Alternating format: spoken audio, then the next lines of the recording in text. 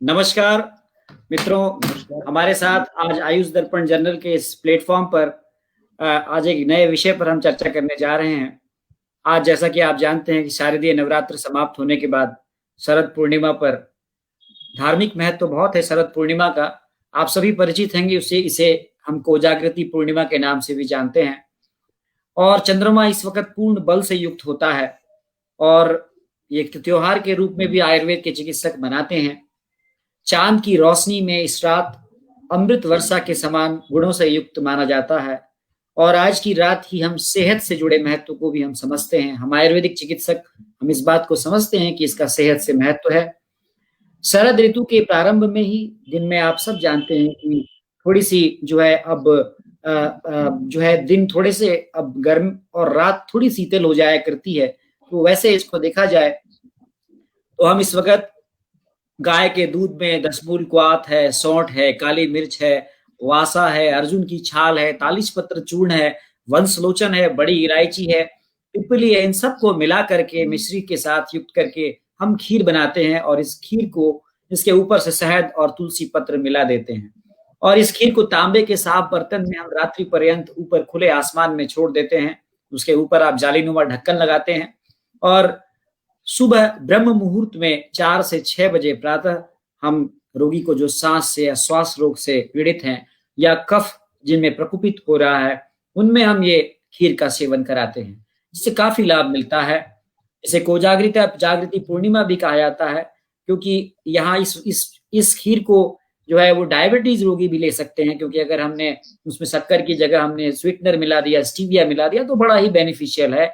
तो आयुर्वेदिक चिकित्सक इसका बहुतायत से प्रयोग करते हैं। तो आज हमारे साथ, चूंकि अभी कोविड का अभी जो एक समय है वो अभी निकला नहीं है और इस वक्त बहुत सारे लोग जो पोस्ट कोविड ट्रॉमा से भी झेल रहे हैं और कुछ लोग ये चाहते हैं कि उनका श्वसन संस्थान बहुत बढ़िया रहे, अच्छा रहे। तो आज हमारे साथ एक विशेषज्ञ डॉक्टर प्रकाश जोशी जी उज्जैन से हमारे साथ जुड़ते हैं। तो मैं उनको ऑब्जर्व करता हूँ, वो लगातार शरद पूर्णिमा के दिन बहुत हजारों की संख्याओं में मरीज को मास लेवल पर खीर और कर्ण वेदन संस्कार करते हैं। डॉक्टर प्रकाश जोशी एनाटॉमी में पोस्ट ग्रेजुएट हैं। फिलहाल असिस्टेंट प्रोफेसर के रूप में वो शासकीय धन्वंतरी आयुर्वेद महाविद्यालय में असिस्टेंट प्रोफेसर हैं। उन्होंने काफी काम किया है इस पे, मैं खुद इसका गवाह रहा हूँ। मेरे उज्जैन में रहने के दौरान मैंने उनके कई शिविर देखे हैं जिसमें राजस्थान, गुजरात और विभिन्न राज्यों से उनके पास मैंने दमा के रोगियों को आते हुए देखा है। साथ साथ वो पूरी रात रात्रि जागरण करवा के मरीजों का कर्ण वेदन संस्कार भी करते हैं। चूंकि वो एनाटॉमी के एक विशेषज्ञ हैं, एनाटॉमी उनका सब्जेक्ट रहा है, तो हमारा ये आयुष दर्पण जर्नल का एक प्लेटफॉर्म चिकित्सकों के अंदर एक कॉन्फिडेंस पैदा करने के लिए हम इस प्रकार के लोगों को सामने लाते हैं जो आयुर्वेद के विशेषज्ञ हैं। तो प्रकाश जोशी सर, आपका बहुत बहुत स्वागत है हमारे आयुष दर्पण के इस प्लेटफॉर्म पर और हम आप सभी से अनुरोध करते हैं कि विषय से संबंधित प्रश्न आप कमेंट बॉक्स में रखेंगे और यदि आपके प्रश्न विषय से संबंधित हैं और वो उत्तर देने योग्य होंगे तो डॉक्टर प्रकाश जोशी उसका उत्तर भी देंगे। सर, सबसे पहले मैं ये जानना चाहूंगा कि सर कितने सालों से आप सर शरद पूर्णिमा पर ये खीर खिलाने का कार्यक्रम करते हैं? थोड़ा सा आप हमारे जो डॉक्टर्स हैं, स्टूडेंट्स हैं, उनको सर ये बताने का प्रयास बताने। सही नहीं आई सर? जी सर, आप बताइए सर। सर ये कितने वर्षों से आप शरद, अब आप सुनिए, आपको आवाज आ रही होगी मेरी, अब आ रही है सर? अब आवाज आ रही है? अब आ रही है आवाज? आवाज आ रही है सर? आवाज सही नहीं आ रही सर। सर आप ऑडिबल हैं? अब आपको आवाज आ रही होगी। आवाज सही नहीं आ रही सर। चलिए सर, एक मिनट सर, आप वो लगा लीजिए, माइक्रोफोन लगा लीजिए। आपकी आवाज कट रही। सर वो माइक्रोफोन लगा लीजिए सर, माइक्रोफोन लगाइए सर, माइक्रोफोन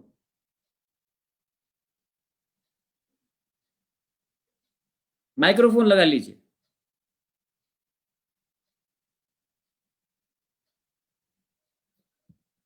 मैं उनको अभी जोड़ता हूं स्ट्रीम में। वो माइक्रोफोन लगाएंगे तो शायद आवाज बढ़िया आएगी। सर माइक्रोफोन लगा लीजिए। जी, अब आपको आवाज आ रही है सर मेरी? अब आ रही है। तो सर मैं ये पूछना चाहता हूँ कि आप कई वर्षों से जो है वो, हाँ, आप कई वर्षों से जो है इस प्रकार से शरद पूर्णिमा पर अपने मरीजों को, श्वास के रोगियों को आप, मैंने देखा है खुद, आप बड़े से बड़े-बड़े शिविर लगाते हैं और कैंप करके आप खीर का सेवन कराते हैं। सर आपने ये कब से शुरू किया और किस प्रकार से आपको ये मोटिवेशन आया? मुझे लगता है कई सालों की आपका ये इसका तजुर्बा रहा है। थोड़ा-सा अपने तजुर्बा हमारे डॉक्टर्स को जो आयुष दर्पण पे जुड़ते हैं उनको देने की कृपा करें। आवाज फिर से कट रही है आपकी। नवीन जी आपको जी आप कंटिन्यू करिए सर, आप बोलिए सर। प्लेटफॉर्म पर लाने के लिए। मेरे 95 के आसपास ये कार्यक्रम शुरू किया, आज 25 वर्ष कंप्लीट हो रहे हैं। एकमात्र उद्देश्य था, न तो हम कामे राज्यम न स्वर्गम पुनर्भवम कामे दुक्तप्तानाम प्राणिनार्थम रोगनाशनम, न मुझे स्वर्ग की इच्छा है न पुनर्जन्म की इच्छा है। प्राणी मात्र के रोग कैसे दूर हो सके, उस उद्देश्य से मानव सेवा का प्रण संकल्प लिया था। आज बहुत बढ़िया, बहुत बढ़िया वर्ष था, लेकिन इस वर्ष कोविड-19 के तहत उस कार्यक्रम को रद्द करना पड़ा, समय और परिस्थिति को देखते हुए, क्योंकि सबसे ज्यादा इसमें लंग्स ही प्रभावित हो रहे हैं कोविड-19 में। लेकिन मेरा यह मानना है कि आज अगर हर व्यक्ति अपने परिवार के साथ अपने घर में रहकर खीर का सेवन करे और चांदनी रात में रहे, तो निश्चित रूप से उसे व्याधि शमन प्राप्त होगा और आरोग्य धन प्राप्त होगा। शरद पूर्णिमा का महत्व बहुत ही है। हिंदू पंचांग के अनुसार हम देख लें, अश्विन मास की जो पूर्णिमा है, शरद ऋतु है, उस शरद ऋतु के पश्चात शरद पूर्णिमा आती है। इस दिन चंद्रमा 16 कलाओं से युक्त होता है, और 16 कला जो होती है वो इस रोग को शमन करने में अपने आप, क्योंकि चंद्रमा इसका अधिपति है। श्वास रोग जितने भी हैं, सर्दी जुकाम खांसी और कफजन्य विकार, इन सब व्याधियों का अधिपति राजा चंद्रमा है। तो चंद्रमा इस रोग को स्वतः इस रोग को ठीक करने का काम करता है। हमें केवल आयुर्वेद के मूल सिद्धांतों पर ध्यान रखना चाहिए। जैसे पहला सिद्धांत है, स्वस्थस्य स्वास्थ्य रक्षणम आतुरस्य विकार प्रश्नम च। स्वस्थ पुरुष के स्वास्थ्य की रक्षा करना और रोगी पुरुष के रोग को दूर करना, उसी उद्देश्य। दूसरा है, एक सन्निपातिक ज्वर का सूत्र है, जो दोष बढ़ गए हो उनको कम करना, जो कम हो गए उनको बढ़ाना। सामान्य सा सिद्धांत है।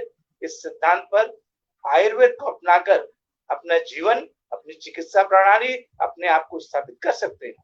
कुछ नहीं करना है, केवल आयुर्वेद के मूलभूत सिद्धांतों को प्रतिपादित करते हुए अपने आप पे कार्य करते हैं। और काम, देखिए, प्रतिष्ठा पाने के लिए काम निःशुल्क करना पड़ता है। अगर सशुल्क किसी चीज को पाया जाए तो सशुल्क नहीं प्राप्त होती। मान, यश, कीर्ति प्राप्त करने के लिए आपको समाज को कुछ देना पड़ेगा, क्योंकि आप समाज को कुछ देने के लिए पैदा हुए हैं। आज समाज आपसे अपेक्षा रखता है कि इस समय आयुर्वेद की अहम भूमिका, आप समाज को क्या दे सकते हैं, ये सबसे बड़ी महत्वपूर्ण। हम यहाँ पर दोनों सिद्धांतों की बात करते हैं। हम रोगी को रात्रि भर जागरण कराते हैं। जागरण का अपना महत्व है। जैसे ही हमने देखा, हम जागरण कराते हैं, शरीर में उष्णता आ जाती है, अर्थात शरीर में वात की वृद्धि होती है। प्रातः काल जो समय है कफ का होता है, और एक आचार्यों ने कहा है कि पित्त स्थान से उक्त व्याधि की उत्पत्ति बताई, बड़ी साथ, अर्थात पित्त स्थान होने के पश्चात ही श्वास रोग की उत्पत्ति होती है। तो श्वास रोग की उत्पत्ति पित्त स्थान से बताई गई है। तो खीर स्वयं पित्त शामक है। अब वर्षा ऋतु में जो संचय हुआ पित्त, शरद ऋतु में पित्त शरद ऋतु में जो है पित्त का प्रकोप होता है, तो जो खीर है वो पित्त को शांत करती है। और कफ का औषधि युक्त खीर जो है वात शामक भी है, क्योंकि मधुर द्रव्य है। जो मधुर द्रव्य है उसका वात का शमन भी हुआ। अब रात्रि भर हमने जागरण किया, एक रूप से जो वायु बढ़ी, वो औषधि युक्त खीर जो मधुर द्रव्य था उसने शमन कर दिया। अर्थात दोस्तों को समान अवस्था लाना चिकित्सा का मेन सिद्धांत है। यहाँ हम दोनों सिद्धांत को रखते हैं, रात्रि भर जागरण कराते हैं। अब हमने हिंदू संस्कृति की बात करें तो हमारी हिंदू संस्कृति में बहुत सारी विधाएं, कान के क्यों पहनते हैं, मांग में सिंदूर क्यों लगाते हैं, बिंदी क्यों पहनते हैं, बिछड़ियां क्यों पहनते हैं, हर चीज पे साइंस छुपा हुआ है। हमारे एक्यूप्रेशर के पॉइंट है शरीर को स्वस्थ रखने के लिए, शरीर को स्वस्थ बनाने के लिए इन एक्यूप्रेशर पॉइंटों का प्रयोग किया जाता है। निश्चित रूप से ब्राह्मण जनेऊ क्यों पहनता है, सब जानते हैं कि ब्राह्मण जनेऊ क्यों पहनता है। महिलाएं कान के क्यों पहनती है, निश्चित रूप से हर चीज पे साइंस दोनों रखेंगे तो निश्चित रूप से हम इस चीज को सिद्ध कर पाएंगे। जी सर, मानव कान की आकृति जो है गर्भ के सेफेलिक पोजीशन, मानव गर्भ की आकृति जो है कान के समान है। जब बच्चा पैदा होता है सेफेलिक पोजीशन में पैदा होता है। अब वहां पर कर्ण बिंदु जो बताया एलर्जिक पॉइंट है एक्यूप्रेशर के हिसाब से, जो छठा पॉइंट है एलर्जी, ब्रोंकाइटिस, अस्थमा सबको ठीक करने वाला है। हमारे एक्यूप्रेशर के सिद्धांत पे हम देखें या हम मर्म चिकित्सा के स्थान पे देखें, हमारे यहाँ मर्म 107 बताए हैं, एक्यूप्रेशर के पॉइंट 108 बताए हैं। हम वहां पर अगर दबाव देते हैं तो उनके जो रिफ्लेक्शन हमारी बॉडी में आते हैं और रोगी को स्वस्थ रखा जा सकता है। बस छोटी सी चीजों का ध्यान रखते आयुर्वेद के सिद्धांत को हम रखें तो निश्चित रूप से हम समाज को कुछ दे पाएंगे। अब रहा सवाल बहुत बढ़िया, मॉडर्न के हिसाब से कर्णवेधन चिकित्सा, तो कर्णवेधन चिकित्सा मॉडर्न के हिसाब से वेगस नर्व क्रेनियल नर्व की सबसे बड़ी ब्रांच है। वेगस नर्व 10वीं नर्व जो होती है वेगस होती है, जो मेडुला से निकलते हुए गैस्ट्रोफेरेंजियल नर्व एवं पैरासिम्पैथिक सिंपैथेटिक दो प्रकार की दोनों एब्डोमेन में अपने हार्ट में सब दूर सप्लाई होती है। ठीक है, हम यहाँ पर केवल उसको संदमित करने का काम करते हैं। चांदी के बाली से, चांदी के दार का प्रयोग करते हैं। पहले इसको कर्णवेधन सिंपल निडल से करते हैं, लेकिन रोगी को बोलते हैं चांदी की बाली पहने। क्यों पहनना चाहिए? चांदी की बाली इसलिए पहनना चाहिए कि चांदी राजा चंद्रमा, इसका प्रधान व्याधि का अधिपति राजा चंद्रमा है। जब हम देखिए देवता मन का कारक भी चंद्रमा है, औषधि का देवता भी चंद्रमा है। अब जब हम सब चीज उसके अनुसार करते हैं तो निश्चित रूप से व्याधि क्षमत्व अपने आप प्राप्त होता है। रात्रिकालीन आप जो है चंद्रमा की रोशनी में घूमें, विचरण करें और सफेद वस्त्रों का धारण करें, माला का धारण करें, स्वतः ही सुगंधित वातावरण आपको होगा जो आपके मन और मन को स्थिर करेगा और व्याधि को समाप्त करेगा।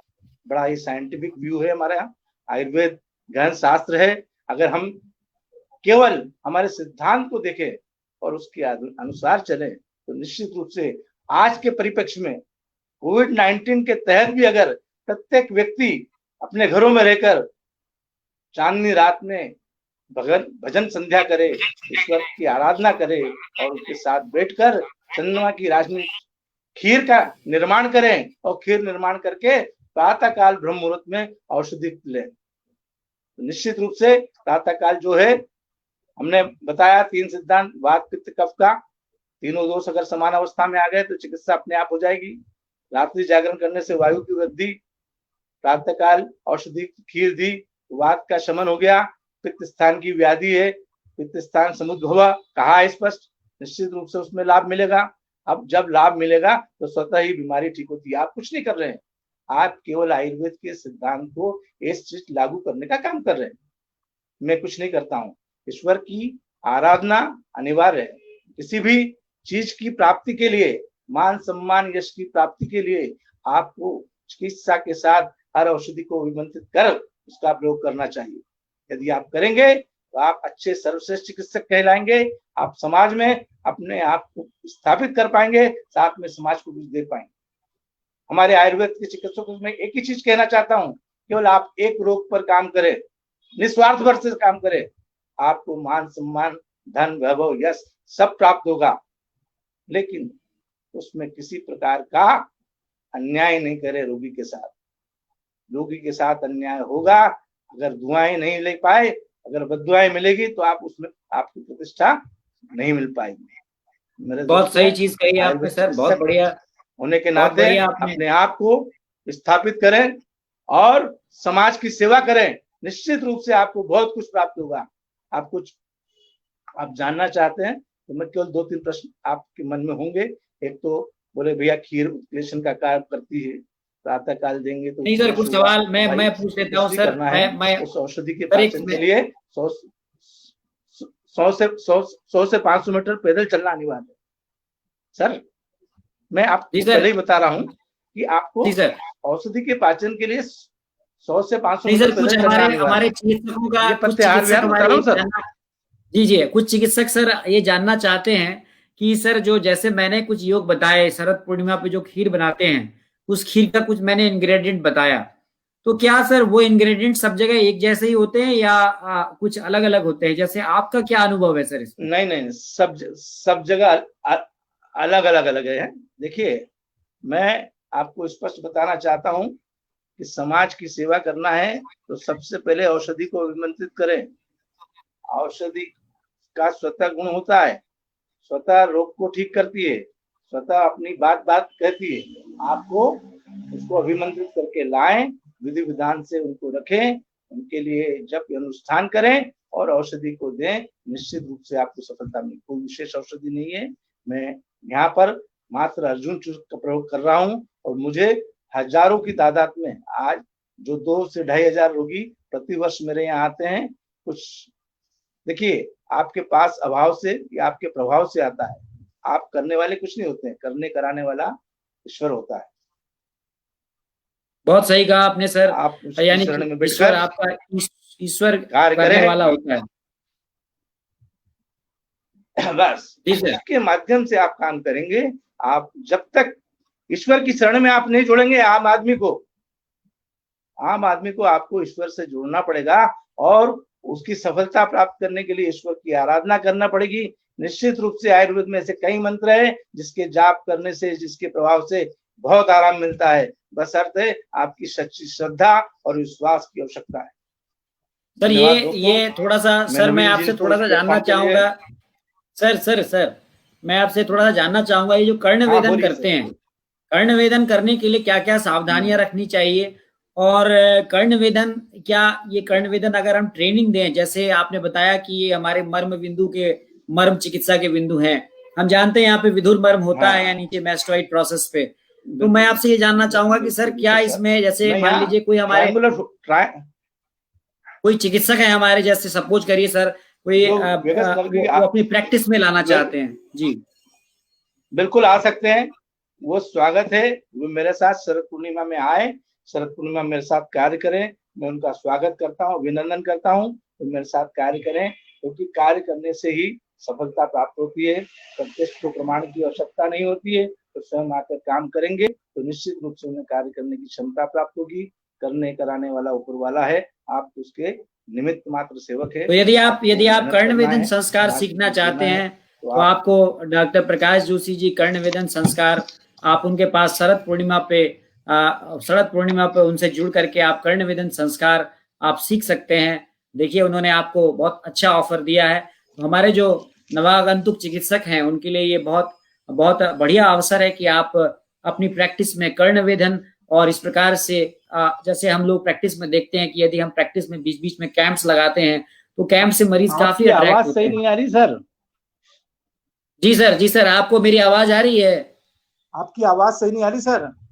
अब आ रही है सर आवाज मेरी? अब आई है, अभी तक नहीं आ रही। जी, तो मैं ये कहना चाह रहा हूँ कि जैसे हमारे नवीन जो नए प्रैक्टिशनर हैं तो अपनी क्लिनिक पे वो लोग इस प्रकार के कैंप्स लगा सकते हैं, कर्ण वेदन के कैंप्स लगा सकते हैं। इस प्रकार की शरद पूर्णिमा पर वो इस प्रकार से औषधि बिल्कुल लगा खिला सकते हैं। जी बिल्कुल कर सकते हैं, निश्चित रूप से करना चाहिए। हर व्यक्ति को समाज के लिए कुछ करना चाहिए। उसका पहला दायित्व है दूसरों की सेवा, क्योंकि जिस दिन प्रतिष्ठा आपकी जो पद और प्रतिष्ठा ली जाती है मानव सेवा के लिए ली जाती है, तो पहला काम है। और आयुर्वेद का भी मूल प्रयोजन है स्वस्थस्य स्वास्थ्य रक्षणम। आप स्वस्थ पुरुष के स्वास्थ्य की रक्षा पहले करें, आरोग्य की बात करें। निश्चित रूप से जब हम इस कार्य को करेंगे तो आपको लाभ मिलेगा। और चलिए सेवा से करें। चलिए यदि आपके मन में कोई प्रश्न है, अर्थ लाभ मैं अपने जब जी, यदि आपके मन में कोई प्रश्न है, मैं अपने पाठकों से जो यहाँ पे लोग जुड़े हुए हैं, मैं उनसे अनुरोध करता हूँ कि यदि आपके मन में कोई प्रश्न है तो आप यहाँ प्रश्न रख सकते हैं विषय से संबंधित। मैं आपको बताना चाहूंगा कि डॉक्टर प्रकाश जोशी सर की अभी विकास विश्वकर्मा जी, प्रकाश सिंह जी, रेखा वर्मा जी, रजनीश शर्मा जी और आनंद आयुर्वेद, अदिति त्रिपाठी जी, करणवीर जी और प्रदीप भागवत जी, रंजीत गुप्ता जी और नरीश धांडा जी, ये आपको आपके इस कार्यक्रम को देख रहे हैं और ये इस कार्यक्रम से जुड़े हुए हैं। यदि आपके मन में कोई भी प्रश्न शरद पूर्णिमा पर खीर खिलाए जाने या फिर कर्ण वेदन संस्कार से संबंधित हो तो आप सीधे कमेंट बॉक्स में आप रख सकते हैं। हम उन प्रश्नों का उत्तर डॉक्टर प्रकाश जोशी से या खुद हम स्वयं भी उसका उत्तर देने का प्रयास करेंगे। जैसा कि मैंने प्रारंभ में ही बताया कि औषधि युक्त खीर को पूरी तरह से रात्रि जागरण के साथ इसको दिलाया जाता है। मैं आपसे सर ये जानना चाहूंगा कि आपने सर, आप उज्जैन में काफी समय से महाकाल की नगरी है और काफी आपका सामाजिक जो है वो बहुत कार्य करते हैं आप। हमने आपको पोस्ट ग्रेजुएशन के समय से ही देखा है, आप बड़े अच्छे समाज सेवी हैं। और सर, रेखा वर्मा जी का एक सवाल आया है, पूना से पूछती हैं रेखा वर्मा जी, डॉक्टर रेखा वर्मा जी पूछती हैं कि सर औषधि युक्त खीर को कैसे बनाएं? औषधि खीर, अब आपका जी रेशो जो है 1 लीटर का है, 10 लीटर का है, 50 लीटर का है, 100 लीटर का है, रोगी की संख्या के आधार पर बनाई जाती है। मैं यहाँ पर जो है 100 लीटर दूध की खीर बनाता हूँ, लगभग 8 से 10 किलो शक्कर डालता हूँ। ठीक है, पहले क्या करते हैं, दूध को उबालते हैं, उबालने के पश्चात उसमें जो चावल रहते हैं उबल जाए अच्छी तरह से, जब चावल धो के अच्छी तरह डाल दीजिए, शक्कर उस रेशो में डाल दीजिए 8 से 10 किलो। ठीक है, साथ में उसमें जायफल है, घिस कर डाल दीजिए, उससे रंग आ जाएगा आपका। इलायची है, चारोली है, डाल सकते हैं आप, नहीं तो सिंपल खीर भी दे सकते हैं, आपको कोई दिक्कत नहीं है। आप घर में बनाना चाहते हैं तो 1 लीटर दूध लीजिए, 1 लीटर दूध में अभी जो है 100 ग्राम बल्कि 50 से 75 ग्राम चावल ले लीजिए और बाकी 100 ग्राम से 150 ग्राम शक्कर ले लीजिए, जायफल घिस के डाल दीजिए, इलायची का चूर्ण 20 से 25 ग्राम आपके 5-7 इलायची चूर्ण डाल दीजिए और चारोली 20 से 25 ग्राम डाल दीजिए 1 लीटर में। स्वादिष्ट खीर बनेगी, और ज्यादा हो तो कुकर में बना सकते हैं आप, और सर, एक रंग आ सवाल जाएगा है, कुकर में बनाएंगे तो। ठीक है, चैताली सिंगनी जी का सवाल है। और स्वाद आ जाएगा। जी, चैताली सिंगनी जी पूछती हैं कि सर अभी कर्ण बोलिए। वेदन के लिए जो हाँ। जो हम गुण यूज करते हैं, पेनलेस होती है, वो कितना सही है? आजकल बोलते हैं कर्ण वेदन की कोई नई टेक्निक आ गई है सर जो पेनलेस होती है, कुछ है सर ऐसा हाँ। जिसमें दर्द नहीं होता है?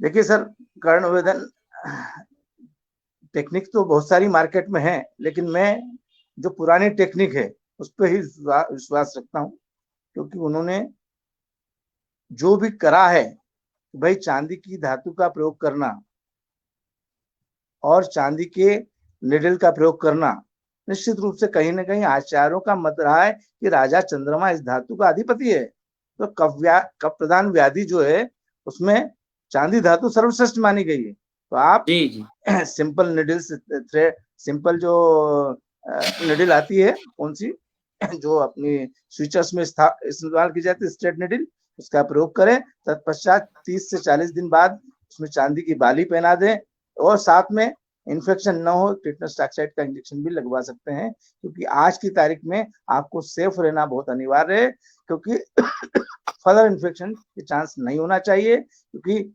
सर्वे भवन्तु सुखनाम सर्वे सन्तु निरामया सर्वे भद्राणि पश्यन्तु मां कश्चित् दुर्भाग् भवेत्। इस सर, सिद्धांत पे आपको चलना है, और आप अपने को भी स्वस्थ रखते हुए समाज को स्वस्थ रखना है। सर, अवधेश कुमार पांडे जी हमारे साथ जुड़ते हैं, वो पूछ रहे हैं हाँ, कि बोलिए सर। कर्णवेधन कान के किस पॉइंट पर करना चाहिए? इसके कान के एनाटॉमी के हिसाब से कौन सी नर्व या कौन से वेन का वेधन करना चाहिए? बहुत ही स्पष्ट है, बहुत ही स्पष्ट है। ट्रायंगुलर फोसा जो आ रहा है, ट्रायंगुलर फोसा आपने देखा होगा, ट्रायंगुलर फोसा है, उसके बीच बीच बीच मध्य में करें तो आपको न तो ब्लड वहां से निकलेगा, न किसी प्रकार का ब्लड लॉस होगा, आप पूरी तरह से अच्छी तरह से कर पाएंगे ना। आप चाहें तो एक बार मेरे यूट्यूब मेरी वीडियोस देख लें, किस प्रकार से करते हैं, आपको स्पष्ट नजर आ जाएगा। और आप चाहें अगले साल मेरे पास आए, मैं उसको आपको अच्छी तरह सिखाऊंगा, प्रयास करूंगा कि आप भी अपने क्षेत्र में आके अपनी मान यश प्रतिष्ठा को बढ़ाएं और समाज बहुत बढ़िया। को तो कितना बढ़िया आपको ऑफर दिया है हाँ, हमारे पाठकों को डॉक्टर प्रकाश जोशी ने, यदि आप कर्ण वेदन सीखना चाहते हैं और यदि आप उनके साथ काम करना चाहते हैं तो उन्होंने आपको निमंत्रण दिया है, आप उज्जैन उनके पास आ सकते हैं। सर एक चार सवाल है कि जैसे कि अस्थमा में एक पंथ दो काज कर सकते हैं, महाकाल के दर्शन भी करें। हाँ सर, हाँ, महाकाल के दर्शन भी करें। सर एक सवाल है रजनीश शर्मा जी का, वो पूछते हैं, रजनीश शर्मा जी पूछते हैं कि आयुर्वेद की जो आप मेडिसिन सर देते हैं कर्ण हम लोग जैसे अस्थमा में, तो क्या इस खीर को हम बाद में भी खिला सकते हैं शरद पूर्णिमा के बाद?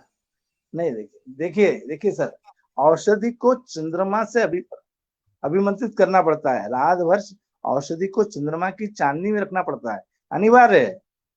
चंद्रमा की रोशनी पड़ने से जो औषधि है उसमें इफिकेसी बढ़ जाती है, रोग प्रतिरोधक क्षमता बढ़ जाती है, उसकी जो ड्रग की इफिकेसी वो और दुगनी हो जाती है, क्योंकि चंद्रमा स्वतः ही इस रोग को ठीक करने की क्षमता रखता है। आप कुछ नहीं है, 16 कला युक्त चंद्रमा जो है वो अपने आप में व्याधि को ठीक करता है। और इस समय जो कोविड-19 चल रहा है, यदि प्रत्येक व्यक्ति घर में जाकर खीर का सेवन करे, और हमारा जो त्रिकटु है, अपना लेंडी पीपल है, आपका वंशलोचन है, आपका सीतोभ्रादि चूर्ण है, तालिसादी है, लक्ष्मी उल्लास रस है, ये सब चीज लें तो व्याधि क्षमत में भी आएगा और सर्दी जुकाम खांसी निमोनिया सब में लाभ मिलेगा। लेना चाहिए। बहुत बढ़िया सर। तो आपको बता दिया सर ने कि आप किस प्रकार से लेकिन आप कोई भी काम करें चिकित्सक की सहायता के बिना नहीं करें सर। चिकित्सक अच्छी तरह विषय का नॉलेज रखता हो। सर एक सवाल आया मनदीप कौर का, पंजाब, मनदीप कौर जी पंजाब से होंगी शायद, मुझे लगता है, या दिल्ली से होंगी। वो पूछती हैं कि कर्ण छेद अगर बड़ा हो जाए सर किसी का, तो बंद करने के लिए कोई लेप बताइए सर। सर बंद करने के लिए आजकल तो आर्टिफिशियल स्टेपलर आ गए हैं, तुरंत लगाइए, बंद हो जाएंगे। स्टेपलर लगाइए, स्टेपलर लगा दीजिए, ठीक है। और नहीं तो कर्ण को आसपास से स्क्रैपिंग करें और स्विचर्स लगा दें, निश्चित रूप से वो अपने आप कर्ण संधान होता है। आचार्य सुश्रुत ने कर्ण संधान के बहुत अच्छे उपयोग बताए, आफ्टर मेडिसिन भी दिए। निश्चित रूप से आचार्य सुश्रुत ने जो उपक्रम बताए इसका उपयोग करें कर्ण संधान के लिए, निश्चित रूप से लाभ मिलेगा, है ना सर। सर ये पूछ रहे हैं नितिन महाजन जी पूछते हैं कि सर अगर हम इसमें भावना, कुछ द्रव्यों की भावना दे दें तो क्या उससे हम एफिकेसी बढ़ा सकते हैं औषधि युक्त खीर की?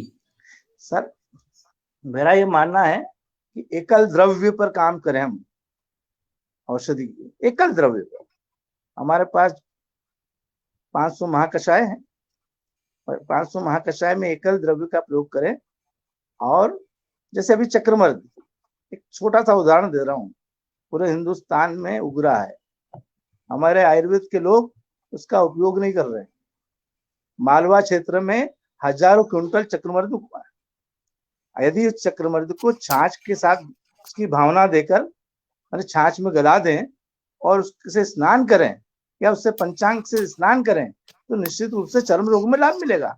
लेकिन हम लोग उपयोग ही नहीं कर रहे हैं, क्योंकि जो सरल और सहज औषधि उपलब्ध है उसका उपयोग हम जब करेंगे तो निश्चित रूप से रोगी को ज्यादा लाभ मिलेगा। आज की तारीख में उज्जैन में लाखों क्विंटल चक्रमर्द है। यदि हमारा विभाग सक्रिय होकर उसको उखाड़े और उसका उपयोग करे तो आम जनता को बहुत लाभ मिलेगा। ऐसी कई औषधियां हैं। तो मेरा तो ये मानना है कि सिंगल औषधि का प्रयोग करें, समाज को अच्छे से अच्छी चीज को बताएं।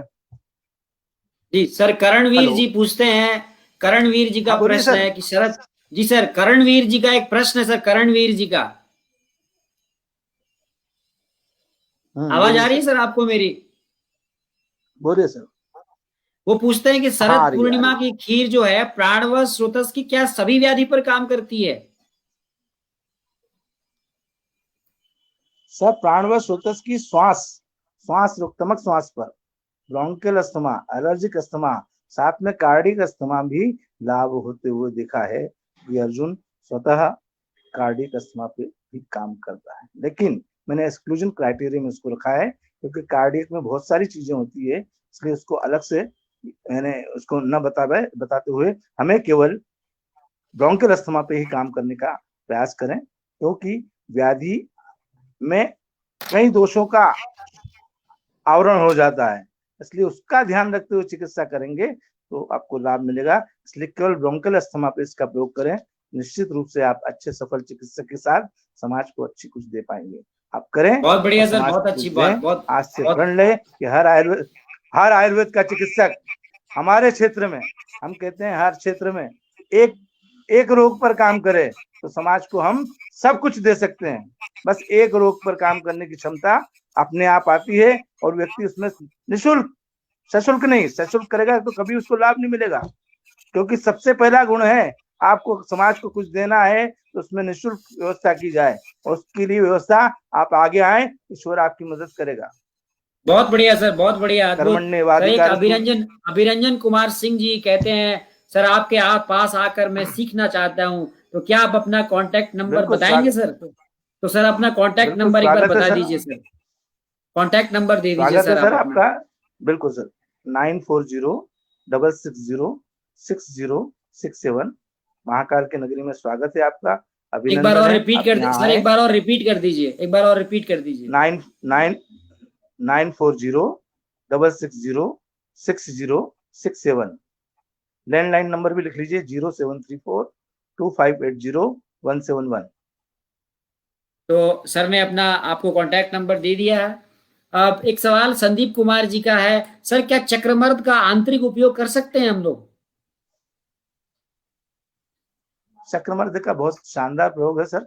चक्रमर्द चूर्ण सभी प्रकार के चर्म रोगों में, आप श्वेत कुष्ठ में चक्रमर्द के साथ बाकुची चूर्ण के साथ दे सकते हैं, और उसका छाछ के साथ स्नान करा सकते हैं, सोराइसिस में दे सकते हैं, और साथ में दद्रू में दे सकते हैं। बहुत अच्छा लाभ मिलेगा, कंडू में लाभ मिलता है, बस प्रयोग करें आप।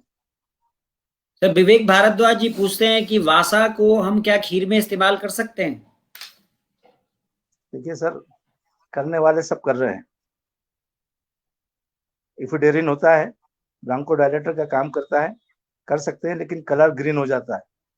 जब ग्रीन कलर हो जाएगा किसी चीज का तो स्वाद नहीं आएगा। व्यक्ति को स्वाद भी चाहिए।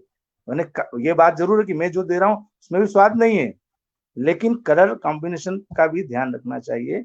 सिंगल ड्रग दें, वासा का प्रयोग वैसे ही दें, वासा ओले के रूप में दे दीजिए और वासा चूर्ण के रूप में दे दीजिए। लेकिन यानी कि आपको ये बात क्लियर हो गई कि सर ने आपको एक चीज बताया कि अर्जुन का प्रयोग जो है वो ज्यादा जरूरी है। जरूरी नहीं है कि आप सारी दवाओं को मिलाएं, सर उसमें वासा भी मिलाएं और औषधियों को भी मिलाएं। बलविंदर सिंह मलिक जी आपको प्रणाम बोल रहे हैं सर, आप प्रणाम बोल रहे हैं बलविंदर सिंह मलिक जी। और वंदना पाठक जी जो है वो उत्तर प्रदेश से, जी वंदना पाठक जी हमारी बहुत प्रणाम आपको। और वंदना पाठक जी कह रही है हाँ वासा कड़वा भी होता है, कह रही है। तो विवेक भारद्वाज जी आपको थैंक्स कह रहे हैं, आपने उनके दिमाग में वासा से रिलेटेड जो वो चल रहा था वो आपने दूर कर दिया, आपको धन्यवाद बोल रहे हैं वो। Thank you sir, thank you. तो हमारे साथ काफी लोग जुड़े हुए हैं। डॉक्टर प्रकाश जोशी सर हमारे साथ उज्जैन से हैं। डॉक्टर प्रकाश जोशी वो शख्स हैं जिन्होंने कई सालों तक लगातार शरद पूर्णिमा पर ये हजारों मरीज को मैंने खुद अपनी आंखों से देखा है, प्रत्यक्षम किम प्रमाणम, मैं खुद गवा रहा हूं। इनके साथ कई कैंप्स किए हैं मैंने, और ये रात्रि जागरण करा के दमा के रोगियों को लगातार शरद पूर्णिमा के दिन खीर का सेवन कराते हैं। मैं आज उनको इसीलिए इस प्लेटफॉर्म पर लेके आया कि कई बार चिकित्सक ये सोचते हैं कि हमारे पास क्या ऑप्शंस हैं आयुर्वेद की, क्या हम कर सकते हैं। तो देखिए, आप इस प्रकार से अपनी प्रैक्टिस को बढ़ाने के लिए, अपने क्षेत्र में अपना नाम स्थापित करने के लिए आप इस प्रकार के कैंप्स कर सकते हैं, जिससे आपका, इनके पास मैंने गुजरात से, राजस्थान से, आसपास के महाराष्ट्र से मरीज को आते हुए देखा है, और मरीजों की भीड़ आते हुए देखी है मैंने, और रात्रि भर वहां कार्यक्रम होते हुए देखा है। अभिरंजन कुमार सिंह जी आपको थैंक्स कह रहे हैं क्योंकि आपने उनको आपने अपना नंबर दिया, और आज शरद पूर्णिमा की रात्रि से पहले हमने ये कार्यक्रम किया, इसीलिए इसके लिए बहुत बहुत बधाई दे रहे हैं। बलविंदर सिंह मलिक जी, अब आपका जो सवाल है वो प्रकाश जोशी सर से संबंधित नहीं है, आप सोरियोसिस का इलाज पूछ रहे हैं, वो किसी और सेशन में आपको अरविंद पाठक जी जवाब देंगे। बलराज सिंह जी आपको प्रणाम कर रहे हैं। हमारे साथ सर पूरे भारत से लोग जुड़ते हैं, आप इस समय में बहुत बहुत धन्यवाद सर, बहुत बहुत धन्यवाद। 40,000 लोगों के साथ आप 40,000 लोग अभी कुछ तो अभी इस कार्यक्रम से जुड़े हैं, कुछ बाद में आपका ये कार्यक्रम रिकॉर्डेड है वो देखेंगे। सविता पाटिल जी महाराष्ट्र से हैं, कह रही हैं कि very informative lecture, thank you very much sir.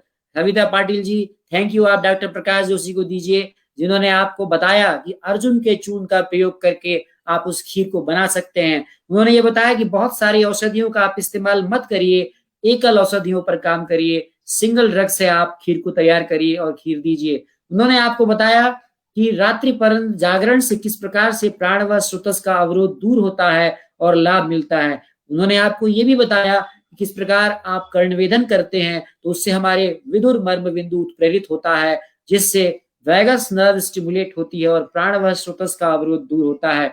Sir एक सवाल आया है नरेश धांधा जी का, चलिए आपसे संबंधित है, हम रख देते हैं। साइनोसाइटिस में पूछ रहे हैं कि करंज बीज का प्रयोग कितना सही रहेगा सर, हम कर सकते हैं क्या, वो पूछ रहे हैं। साइनोसाइटिस में सर मैंने नहीं करा प्रयोग, ये मैंने नहीं तो करा ये प्रयोग इसका। जी जी जी, तो चूंकि ये सर से संबंधित नहीं है सर जी, करंज के बीज का उनसे संबंधित नहीं है। कुश कुमार साहू जी पूछते हैं, उड़ीसा से हैं शायद, खीर का सेवन रात में किस समय करना चाहिए सर, ये सवाल है। प्रातः काल 4 बजे। देखिए जो इसके पीछे रीजन बताऊं, रात्रि भर जागरण आपको अनिवार्य रूप से करना है। अब उसके साथ ईश्वर की आराधना, मैं रात में सुंदरकांड पारायण कराता हूँ। हर व्यक्ति को ईश्वर की चरण में ले जाए, जब ही कोई चीज प्राप्त हो सकती है। आपको अध्यात्म में जाना ही पड़ेगा कि आप आयुर्वेद के विद्यार्थी हैं और वहां से दक्ष प्रजापति ब्रह्मा से ये शुरू हुआ है। तो जब हम वहां ब्रह्मा जी ने उस चीज को आयुर्वेद को 1000 श्लोकों में चरक संहिता के माध्यम से हमारे तक पहुंचाया है, तो हम निश्चित रूप से ईश्वर की आराधना के साथ हर रोगी को जोड़े। और प्रातःकाल ब्रह्म मुहूर्त में औषधि किए गए। ब्रह्म मुहूर्त का अपना महत्व है। ब्रह्म मुहूर्त में कोई भी चीज दी जाए तो वो अमृत के समान होती है। और रात भर चंद्रमा उसमें अपनी 16 कला युक्त जो चंद्रमा है वो उसमें औषधि पे पड़ने पर उसकी इफिकेसी को बढ़ा रहा है। तो प्रातःकाल ब्रह्म मुहूर्त का समय बहुत अत्युत्तम है। उसके बाद 100 से 500 मीटर पैदल चलाना अनिवार्य है। अब एक चीज और बात मैं भूल रहा था, नवीन जी ने थोड़ा सा उसको बढ़ाने का प्रयास किया कि सुबह ब्रह्म मुहूर्त में औषधि दे, तत्पश्चात 100 से 500 मीटर पैदल चलाए। पैदल इसलिए चलाए क्योंकि कई बार कफ है, कफ प्रधान व्याधि है, उत्क्लेश हो सकता है दवाई से। तो आप 100 से 500 मीटर चलाएंगे तो औषधि का पाचन हो जाएगा। अब एक विशेष बात और बता दूं आपको, सेकंड डे जब वो भोजन करते हैं तो उन्हें बाल मूलक, आचार्य चरक ने स्पष्ट कहा है, त्रिदोष नामक है, आप बाल मूलक की सब्जी खिलाइए, त्रिदोष का शमन होगा, वात पित्त कफ तीनों दोष का शमन होगा, चिकित्सा स्वतः हो जाएगी। और 15 दिन परहेज रखना अनिवार्य है, क्योंकि किसी भी रोग में कफ एक दिन में तो ठीक होना नहीं है। लेकिन हमें क्या करना है, उस कफ प्रधान व्याधि को ठीक करने के लिए रात्रि भर जागरण कराना पड़ेगा। जागरण करा, ब्रह्म मुहूर्त में दी, 100 से 500 मीटर पैदल चलाया, दूसरे दिन भूख लगने पर मूली की पत्ते की सब्जी रही, और 15 दिन मूंग की दाल रोटी का प्रयोग हम करते हैं। 15 दिन मूंग की दाल रोटी का करते हैं, लघु सूक्ष्म आहार देते हैं, आपकी कद्दू की सब्जी, खटाई और किसी भी प्रकार की मिठाई का सेवन नहीं करते हैं। बता देते हैं कि रोगी परहेज करें तो पूर्णतः लाभ प्राप्त होगा। बहुत बढ़िया सर, बहुत बढ़िया सर, आपने इतने बढ़िया साधारण शब्दों में हमारे डॉक्टर्स को आपने इतनी अच्छी अच्छी जानकारी दी, और इतने कम समय में हमने आज ही आपसे प्लान किया कि आज इस लेक्चर को हम लाइव करते हैं। इस समय तो अरविंद पाठक जी का लेक्चर होना था त्वचा रोगों पर कुछ कारणों से वो ना हो पाया, लेकिन आज तत्काल ये प्रोग्राम प्लान किया गया और इतने लोग इनसे जुड़े हैं। आदित्य त्रिपाठी जी बहुत अच्छा आपके एक्सप्लेनेशन को बोल रही हैं, कुछ साहू जी भी तारीफ कर रहे हैं। मुझे लगता है कि उज्जैन के ही जायक डॉक्टर जितेंद्र जैन साहब, शायद उज्जैन से ही है मुझे लगता है, शायद जहां तक मेरा ख्याल है, वो भी इस कार्यक्रम को देख रहे हैं। जितेंद्र जैन साहब सहयोगी है, वो हमारे बहुत अच्छे सहयोगी है। वो निश्चित रूप से अच्छे शास्त्र के ज्ञाता भी हैं, सिद्धांत को अच्छी तरह समझते हैं। उनका सहयोग हम बार बार लेते हैं। आज भी आलेख जो हमारा छपा है, हम दोनों मित्रों के सहयोग से छपा है। हम बहुत ही प्रयास करते हैं, हम समाज को क्या दे सके, यही हमारी सोच है और उसमें हम तत्पर रहते हैं। हर इवेंट्स को, जैसे वो रक्तचाप का हो या मधुमेह का हो या कोई सा भी हो, हम प्रत्येक व्याधि पर आलेख समाज को हम क्या दे सके उस पर प्रयास करते हैं, और उसमें निश्चित रूप से हम सफल भी हैं। क्यों? क्योंकि समाज एक सवाल है सर रजनीश शर्मा जी का, समाज ही सब कुछ देता है। सर रजनीश शर्मा जी का एक सवाल है कि मरीज की क्या सर अस्थमा की सारी दवाएं बंद करा दें जब हम खीर खिलाएं तो? नहीं सर, दवाइयां सपोर्टिंग आपको देना है, आपको सब ड्रग 1 से 2 से 3 महीने तक देना है, ऐसा नहीं है, मना नहीं कर रहा हूँ मैं। ड्रग में आप वासा आंवले भी दीजिए, अमास्ता आंवले भी दीजिए, लक्ष्मी विलास रस भी दीजिए, सपोर्टिंग ड्रग तो, क्योंकि पूर्णतः स्वस्थ होने में समय तो लगेगा। कोई भी व्याधि एक दिन में जो है, ये जरूर है कि 75% आराम मिल गया, अब 25% के लिए हमें संशोधन चिकित्सा करना पड़ेगी। संशोधन चिकित्सा करते हैं, संशोधन चिकित्सा भी साथ में सहयोगी करना पड़ेगी। निश्चित रूप से जो आयुर्वेद के कास्ट स्वास्थ्य रोग अधिकार के ड्रग हैं उसमें चयन करके उन औषधि को दें। चित्रकादि आंवले बहुत ही अच्छा काम करता है, आप उसका प्रयोग करें। साथ में आप श्वासाहारी वटी दे सकते हैं, साथ में आप सीतोफलादी चूर्ण, लक्ष्मी विलास रस दीजिए, निश्चित रूप से लाभ मिलेगा। और उनको बोलिए कि 15 दिन तक मूंग की दाल रोटी ही खाएं, निश्चित रूप से लाभ मिलेगा। ठीक है सर। सर एक सवाल है विनेश्वरी श्रीवास्तव जी का, विनेश्वरी श्रीवास्तव जी का एक प्रश्न है कि सर खीर की मात्रा कितनी देनी चाहिए एक मरीज में? 100 ग्राम। नहीं, एक मरीज को सर, एक मरीज को 100 ग्राम खीर और 5 ग्राम चूर्ण। वो चूर्ण किसका होगा सर, किस चीज का? अर्जुन का है। या फिर आप पीपल तो चूर्ण है, वंशलोचन है, ये मिला के, लेंडी पीपल मिला के वो भी दे सकते हैं, उसका भी लाभ मिलता है। दत्ता गायकवाड़ जी हमारे साथ फिटनेस एक्सपर्ट जुड़े हैं मुंबई से। दत्ता गायकवाड़ जी भी आपको देख रहे हैं मुंबई से। दत्ता गायकवाड़ साहब, ये हमारे साथ डॉक्टर प्रकाश जोशी हैं, उज्जैन के प्रतिष्ठित चिकित्सक, बड़ा नाम है इनका उज्जैन में, उज्जैन ही में नहीं पूरे मध्य प्रदेश में इनका नाम है, बड़े ही प्रतिष्ठित चिकित्सक हैं और काफी समय से दमा रोगों पर काम कर रहे हैं। इनका शोध प्रबंध भी दमा रोगों पर ही रहा है और ये बल्कि अभी हायर क्वालिफिकेशन भी ले रहे हैं इसी दमा रोगों पर ही, और लगातार मैंने देखा है प्रायोगिक इनकी एक्सपर्टीज है सर की, बहुत जबरदस्त एक्सपर्टीज है दमा रोगों पर। बहुत सारे मरीजों को इन्होंने ठीक करते हुए मैंने देखा है। इनके कैंप्स में मैं बताता हूं आपको, हजारों लोग रहते हैं, हजारों लोग आते हैं और ठीक होके जाते हैं। आयुर्वेद के ऐसे चिकित्सक आपके कॉन्फिडेंस को बिल्ड करते हैं। मैं इसीलिए ऐसे चिकित्सकों को आपके समक्ष प्रस्तुत करता हूं जो वाकई अपने क्षेत्र में अपना नाम स्थापित करते हैं। तो हम आप लोगों से अनुरोध करेंगे कि आप भी अपनी प्रैक्टिस को बढ़ाने के लिए इस प्रकार के इनसे टिप्स ले सकते हैं। तो आज आपको उन्होंने कुछ टिप्स दिए कि आप शरद पूर्णिमा पर खीर बनाइए, सिंपल खीर बनाइए, एकल औषधि का प्रयोग करिए, और बताया उन्होंने कि 100 ग्राम की बात आप चूर्ण उसमें प्रयोग अलग से कर सकते हैं। विनेश्वरी श्रीवास्तव जी आपको धन्यवाद कह रही हैं सर। कृति भूतक जी वो भी आपको धन्यवाद कर रहे हैं सर, तो आप थोड़ा सा उनको थैंक्स कर दीजिए सर आप अपनी तरफ से भी। बहुत बहुत धन्यवाद आप सभी का, जो आपने मुझे सुना। मैं इस योग्य तो ना नहीं, लेकिन आपने मुझे सुनकर मेरी प्रतिष्ठा को बढ़ाने का काम किया। बहुत बहुत धन्यवाद, बहुत बहुत आभार। और हमारे नवीन जी का, जिन्होंने हमें इस प्लेटफॉर्म पर प्रदान किया, मैं उनको बहुत बहुत धन्यवाद देता हूँ कि वे मेरे अभिन्न मित्र है और मेरे साथ कंधे से कंधा लड़ाकर हमने आयुर्वेद की एक जंग जीती, उसमें भी इनका बड़ा सहयोग रहा। मैं आपको बताना चाहूंगा डॉक्टर प्रकाश जोशी, वैसे तो ये हमारा चूंकि ये पब्लिक प्लेटफॉर्म है, हम उन चीजों को डिस्कस नहीं करते, लेकिन डॉक्टर प्रकाश जोशी के कई रूप हैं। वो केवल एक अच्छे चिकित्सक ही नहीं, एक अच्छे शिक्षक भी हैं, एक अच्छे समाज सेवक भी हैं। जब उन्होंने कई सारी लड़ाइयां भी लड़ी हैं, अब मैं उनकी चर्चा यहाँ नहीं करूंगा क्योंकि ये पब्लिक प्लेटफॉर्म है, हम यहाँ पे केवल चिकित्सा और चिकित्सा से रिलेटेड ही बात करते हैं। तो आज आपके जो भी सवाल थे, यानी आपने, अगर आपके अभी भी कोई मन में सवाल हो शरद पूर्णिमा की खीर से संबंधित, तो आपके पास अवसर है, आप पूछ सकते हैं। इस समय हमारे साथ लाइव जुड़े हुए हैं महाकाल की नगरी से डॉक्टर प्रकाश जोशी। डॉक्टर प्रकाश जोशी कई सालों से मैं खुद देखता आ रहा हूं, शरद पूर्णिमा के दिन अपने जहां वो निवास करते हैं वहां पर कैंप्स लगाते हैं। इनके कैंप में बहुत सारे मरीज श्वास रोग से संबंधित आते हैं। यदि आपके मन में कोई सवाल श्वास रोग से संबंधित है, आप दूसरे रोगों से संबंधित सवाल आप कर रहे हैं, पर वो हम सवाल नहीं ले पाएंगे क्योंकि वो सवाल इस विषय से संबंधित नहीं है।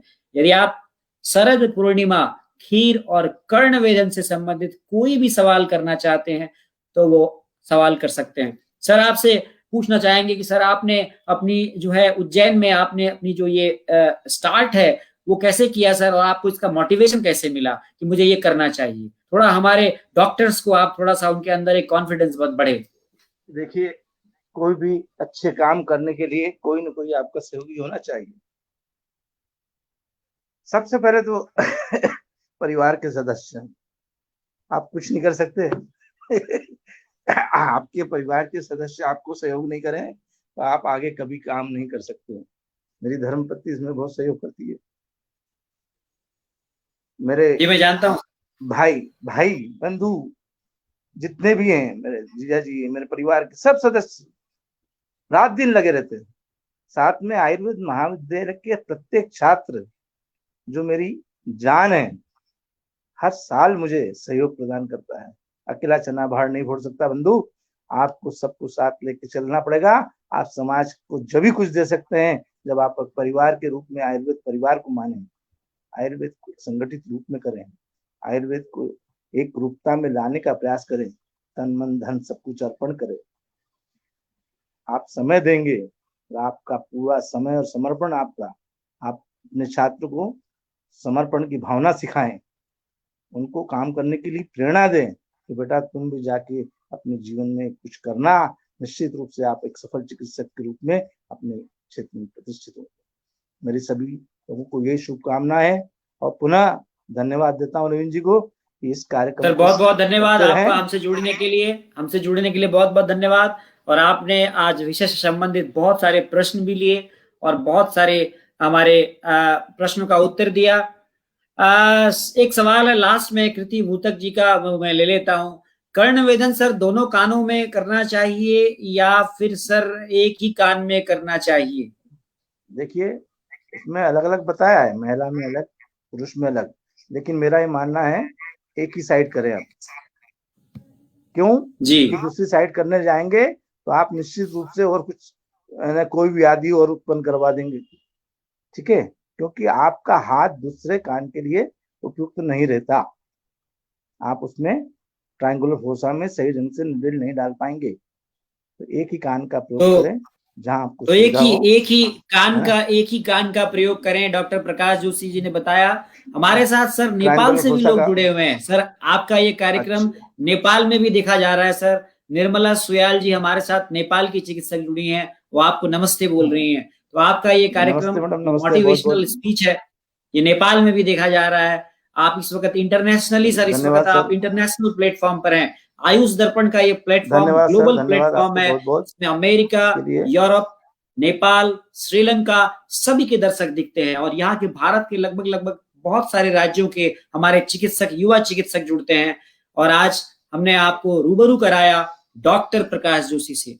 डॉक्टर प्रकाश जोशी उज्जैन में एक लब्ध प्रतिष्ठित चिकित्सक हैं और वो एनाटॉमी के निष्णात विद्वान हैं तथा प्राणवायु स्रोतों की व्याधियों पर उनका बहुत अच्छा काम है। मैंने खुद देखा है, उन्होंने दमा के रोगियों में काफी समाज सेवा के रूप में निःशुल्क औषधि युक्त खीर का कई सालों से वितरण किया है।